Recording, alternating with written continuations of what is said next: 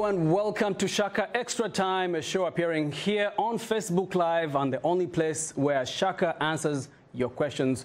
I'm Jackson Vunganyi, host of Upfront. I'm sitting in for Paul Ndiho, and here with me is Shaka Sally, the man himself. Shaka, it's such a pleasure to have you on set again. How are you doing today? I am doing hugely terrific. I look forward Jackson. to having a good conversation with you on various issues, mostly questions that have been sent in by your followers and listeners on your various platforms. So Shaka, let's start off with some of the breaking news or the news of the week here in the USA. The death of George H.W. Bush, the 41st president of the USA. He passed away last Friday. He's lying in the state capitol here in the Rotunda. People paying their respects, including President Trump. Let's talk about his significance and legacy, or what they call as a complicated legacy in regards to Africa. You covered him, or you covered his administration as a journalist, as a young journalist in the late 80s or early 90s, so to say. What do you see as the legacy of George H.W. Bush in as far as Africa is concerned?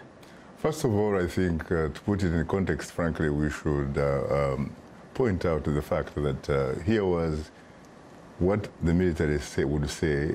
Here was an officer and a gentleman, very principled, a man who believed in institutions, a man who believed in multilateralism, especially the fact that he actually believed in the fact that the United Nations could indeed do its job and make a difference to the world. And he was able to know that because he actually served as U.S. ambassador to the United Nations at one time. This is a man who, when Somalia was in trouble, in tatters and what have you, he came up with this idea of Operation Restore Hope. This, by the way, at a time when he was, in fact, a president, a lame duck president, who had just lost an election. But he actually did that to Somalia. It may not have worked in the short term, of course, as we later found out, but the fact that he was able to do that, you really have to give him credit. You also have to remember that the end of apartheid South Africa, as a matter of fact, ended on his watch. And if you went beyond Africa, you go to Berlin, the Berlin Conference. It collapsed on his watch. And this is a man... So all these landmark events in history happened when he was president? When he was president, and the other good thing about him is that he probably, arguably, was one of the few individuals, frankly, that had actually been prepared to be president of any country, if you look at his background. Based on his foreign policy credentials. Sorry, for his background, like you said, he was an ambassador. He served as ambassador to China, ambassador to the United Nations. He was the director of the Central Intelligence Agency, the CIA. He was also head of the Republican Party. And by the way, he was also a son of a Senator Prescott Bush. Yes. Would you say he was more effective? He was also, by the way, vice president. Yes, he was also, he served also as vice president. Would you say he was more effective in his foreign policy than he was locally? You were living here in the U.S. at the time of his presidency. There's no question about it. But then again, when you look at the presidency of the United States, that happens to be probably the only area, frankly, where presidents have an opportunity to make a difference. Because when it comes to domestic policies, that one is really involves a lot of people, including Capitol Hill and what have you, governors and you name it. This is a man who, beyond being, of course, vice president, and therefore being the president of the Senate, this is a man who had been a congressman from Texas. This is a man who had been a successful business person dealing with oil in Texas and all that kind of stuff. He's a man who went to some of the best schools around, including, of course, Yale. Yale, yes.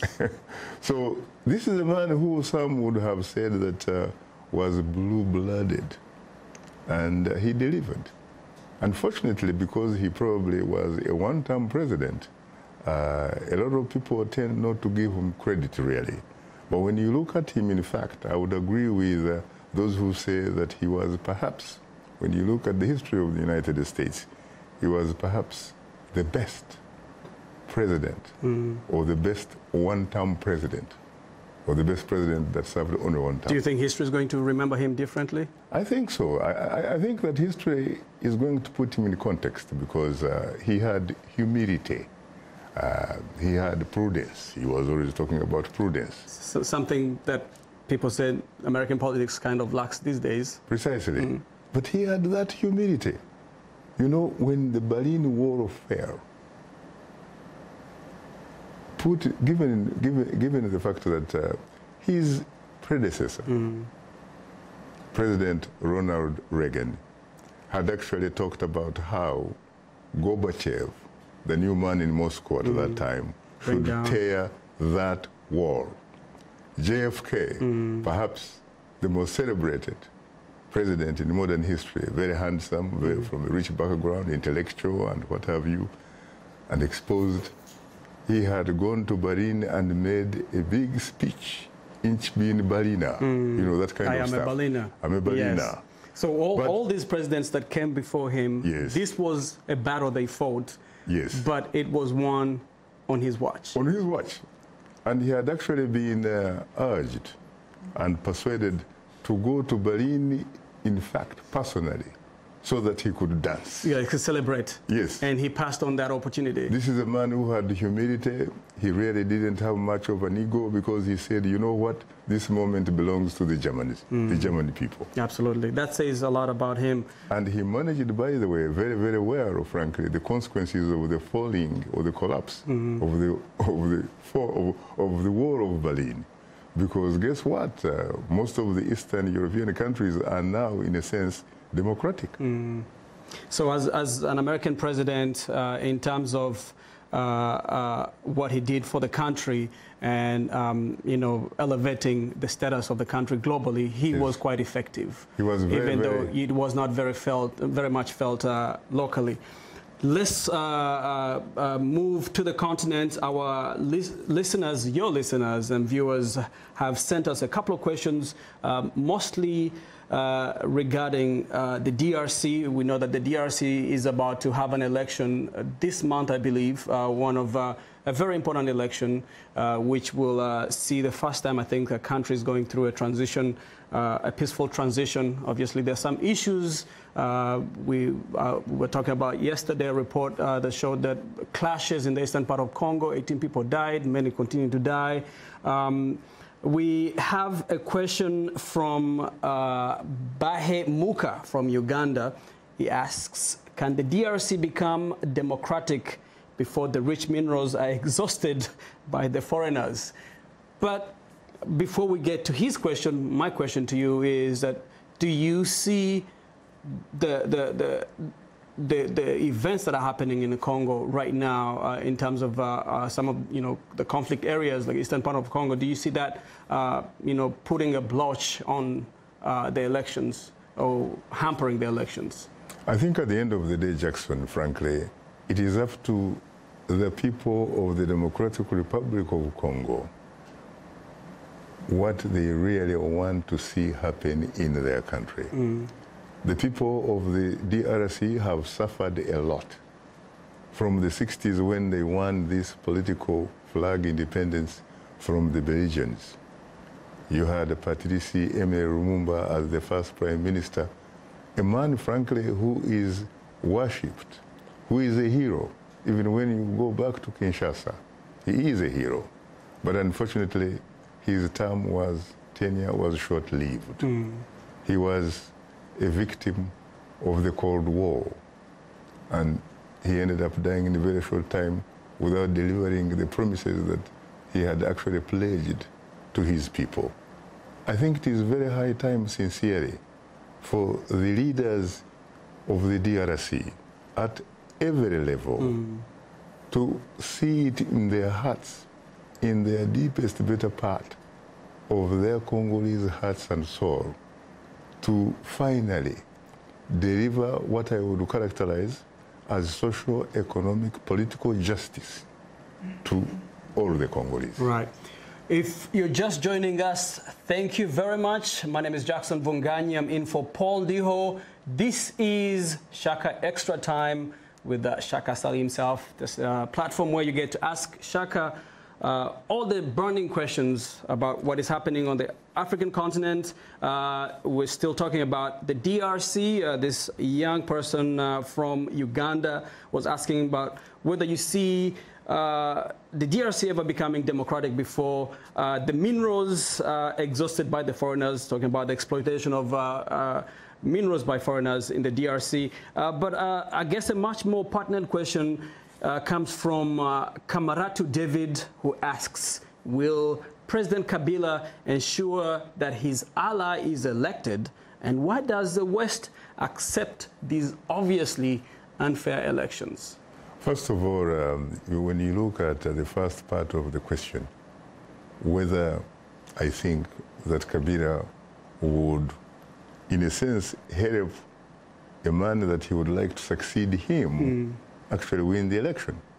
Obviously, that is his duty, isn't it? They belong to the same party. He obviously would like to be succeeded with someone with whom they have views on the same page. Right. And why not? So if and some are saying that his hand-picked successor would be favorable to his, Yeah, that's what is expected of him. The alternative would obviously be disastrous as far as he and his supporters are concerned. But let's hope that at the end of the day, under the watch of Joseph Kabila, at least for the first time in the history of his country, the Democratic Republic of Congo. At one time it was Zaire, according to Mobutu Sese Seko Wazabanga. Kukungwendu Wazabanga. That is correct. He liberated himself from the slave name of Joseph Desire. Joseph Desire Mobutu. Yeah. You know, at one time he is obviously remembered for having introduced some very significant authenticity, a policy of being very Congolese, very African, and all that kind of stuff. Even though he maintained mansions in these Western capitals. You could see some of those aspects reflected in his attire, for example. Right, absolutely, the way he dressed. Used to dress. Yeah. You could see that reflected in the religious aspect of, is it Kimbuguism? That kind of stuff. But when it came to the rest of things to do with the economy and what have you, this man was not really fair. This man did not seem to really even care about the people. Do you think that the ghost of Mobutu looms large over this transition, impending transition in the DRC? As a matter of fact, a lot of people have written to suggest that nothing very much has really ever changed since the demise of Mobutu Sese Seko Wazabanga. As a matter of fact, there was at one time in the 1980s, there was a research group which went to the then Zaire and interviewed people. These are very ordinary urban peasants in Kinshasa, in Lubumbashi, in different places like Goma and what have you. They were asking them, what did they think about independence? And most of them actually responded that they were in fact wondering when this thing called independence is going to come to an end. The reason, Jackson, was very simple, because they argued that before this thing called independence came about, you could go to a neighborhood and find salt in a store. There were good times. Yeah, you could find soap and what have you. But independence really did not bring any prosperity. It took away their salt from the neighbors. So the question then is that, is it in the best interests of do you think that Kabila will allow a free and fair democratic election in the country? And like this young man asks Kamaratu David, why does the West accept these obviously unfair elections. Obviously, we don't know whether they will be unfair or not because we have not had elections as yet. But I guess just to add on to that, Shaka, another question, because we had a lot of DRC questions here, and then we can probably lump them together.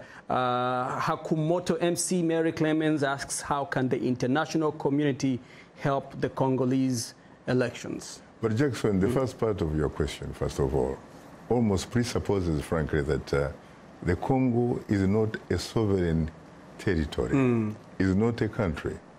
The Congo is a country. Because the question almost suggests or implies that, in fact, it is like a real estate or a farm belonging to one Joseph Kabila. It does not belong to Joseph Kabila. It belongs to the more than 70 million people who call DRC home. Right. But with I would suppose that at least in theory, they have equal shares in that corporation called the Democratic Republic of the Congo. They have a say in what happens in the Congo. And in fact, they should.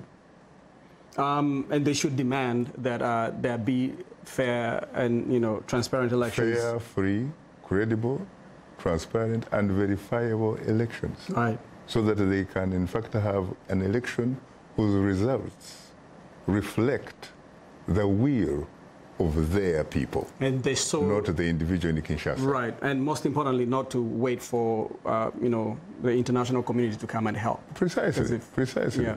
The international community can only help, for example, if it sends some, some people to observe and make sure that they are not only observing really, but in fact they are influencing or helping to influence the trend and they are telling the authorities in power at this point in time that you have to make sure that you deliver, at least for once in your history, an election, frankly, that is accepted across the board. By international standards. Precisely.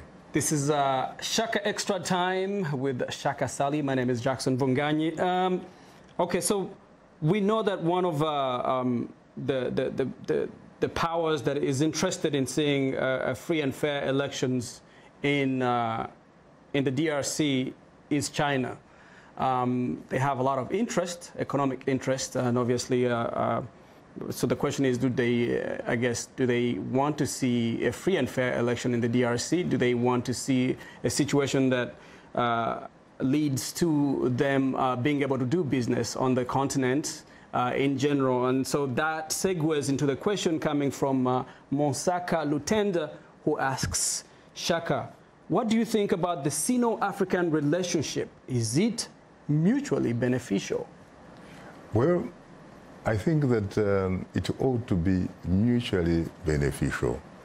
But from where I stand and what I look at least so far, it does not look like that. It looks like tilted in the really interests, more in the interests of China.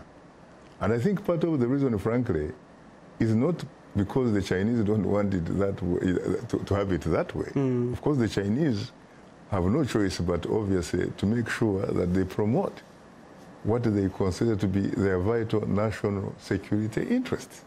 That is what their job is. So what about the Africans themselves? It is up to the African leaders, sincerely.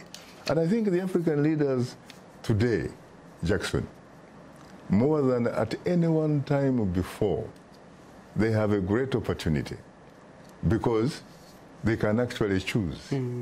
They can choose from the West, they can choose from the Chinese, they can choose from the Indians, they can choose from the Turkish, they can choose from the Brazilians, the emerging markets and all that kind of stuff, so that they can actually get the best bargain for their people. Right.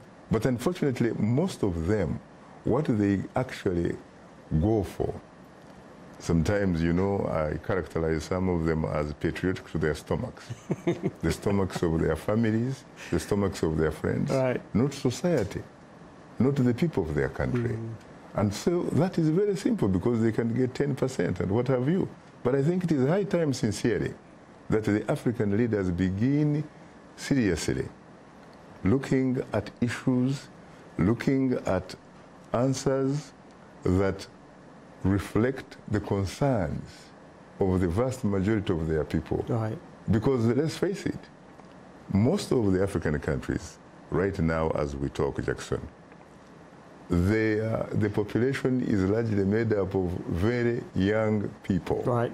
Africa is the youngest continent right now. Precisely. Over 60% are below the age of 22 or 24. Young people that have no jobs, young people that have no skills, young people that are actually born at a time when it is much easier than our generations and before to be exposed, to know what is happening in the region and beyond. Access to information. Of social media and all that kind of stuff. And so you really have to make sure that you meet the concerns of these people, because if you do not meet the concerns of these people, at one time you're going to actually have to deal with huge uprisings, which will probably translate into revolutions, just like the way we used to read about the Russian Revolution, the Bolsheviks. Right. I mean, we don't need to redefine history. No. We can look at North Africa a couple of years ago. Precisely. The Jasmine Revolution. Okay, so Shaka, one of the most persistent problems on the continent, obviously, youth unemployment, which we see, which has been blamed for the migration on, people dying as they cross the Mediterranean, going to Europe. Today, a story broke that 15 migrants were reportedly killed or died off a boat off the Libyan coast. How can the continent or African governments deal with the issue of migration?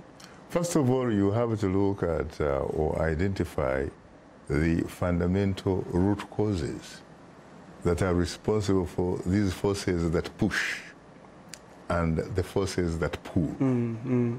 These kids or these people are trying to cross the Mediterranean, and some of them are doing the dying for all of us and what have you, obviously because they live or exist in a situation of hopelessness. They do not see really tomorrow, but they realize that some of the people whom they know who had crossed the Mediterranean at one time or another, they seem to be well off. They seem to be sending some remittances and what have you and making a difference in their neighborhoods. Right. And so African leaders, sincerely, they have to be able to harness their resources, because Africa is not poor because it has no wealth. No, on the contrary. Africa, in fact, is probably one of the wealthiest parts of the land continent. Right. If you talk about agriculture, where is the largest, fertile land, in fact, to cultivate, which could actually be the world's bread basket? Africa. Mineral resources. If you look at mineral resources, you look at coltan, for example, which is used in powering our cell phones, laptops, and so many other things. Where does it come from, for the most part? Eastern Democratic Republic of Congo. And so who's benefiting from it then? Precisely. If you walk, for example, in New York City, in Manhattan, on Park Avenue, you look at diamonds, at gold, necklaces and what have you, and stuff like that. People who are looking so beautiful, wearing these, beautiful fancy ornaments and what have you. Yes. Where do they come from? They come from Mbujimai, for example. I have been to Mbujimai. You cannot believe, Jackson, that in Mbujimai, which is almost the epicenter of diamonds in the world, in Mbujimai there exists an economy based on sweet potatoes, which I grew up on in Kabale, southwestern Uganda. Why? And yet they're exporting diamonds. Precisely. Because the African leaders are not doing their part. They have to do their part. To harness these resources. When I was growing up, Jackson, I used to hear politicians and leaders talking about how Africa produces what it does not consume and consumes what it does not produce. Which makes sense that they spend billions of dollars importing food. Which is very true. But then why can't they fix that? Those contradictions. So these modern leaders talk about we need to add value. We need to add value. But they end up talking the talk When are they going to walk that talk? Right. So that Africans and their people can begin to walk the walk. So there's a bit of a leadership And vacuum begin to on the swagger. continent. Yes. Right. Begin to swag. I like that. Yeah. Shaka Sally here on Shaka Live. So Shaka, what are you going to talk about tomorrow on the show on Straight Talk Africa? Actually, tomorrow we're talking about politics. Because politics is really the oxygen of everything. We're going to talk about the role of opposition political parties, if any, and also find out, by the way, if an ordinary African in most countries on the African continent have a right to own an opinion that may be different from the ruling party or government of the day. Right. So basically, the question you'll be asking is that do you feel like you have the right to speak your mind? Most people say so far that from what we have seen actually that they do not. In fact, they live under fear because they are intimidated.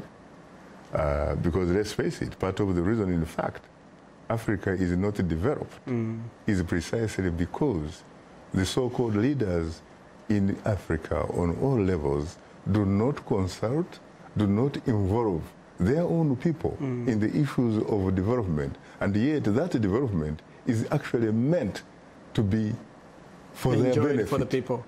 But you have individuals, for example, who basically wake up and decide that you need a road from A to B.